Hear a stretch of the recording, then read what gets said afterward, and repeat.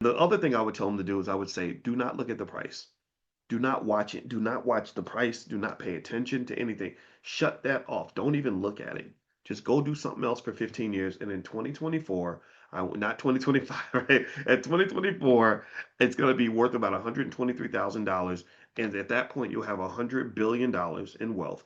I want you to then sell about 50 billion of the Bitcoin and put it into a diversified portfolio and then leave the other 60 billion in Bitcoin just in case it keeps growing or whatever. But the other 50 billion, I need you to get it out of there, put it into real estate, go buy you some businesses and stocks and whatever, become the majority shareholder and General Electric, whatever it is you want to do. But this is the plan. And the reason I would tell him to do it that way is because I would say, look, you're gonna get distracted. This thing is gonna crash like crazy, and there's going to be times where people will lose hope, people will freak out, people will panic, and people are going to sell out of panic. They call it panic selling. That's a very real thing. And so in order to keep you emotionally balanced, I need you to stay focused. So really long-term investing is kind of the same way. This is the thing. I want you to understand investing, but I really don't want you to always be in the habit of watching your investments too much if it takes you to the point where you're constantly selling things or constantly reacting to short-term things that are happening in the portfolio. It's just like if I'm married, I can't, one thing I learned about being a husband is you gotta be cool as a cute. You gotta I'm telling you. I mean, I'm not trying to say men and women are more emotional than the other because I don't want to get into that gender conversation.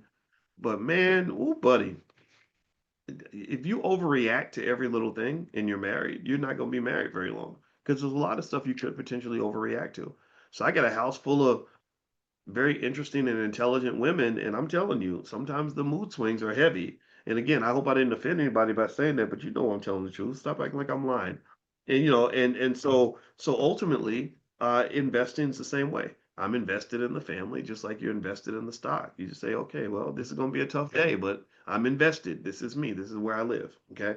So anyway, let me share something else with you. Oh, by the way, I don't know if you guys know this or not. Somebody said Cass's voice is in the danger zone at least once a month.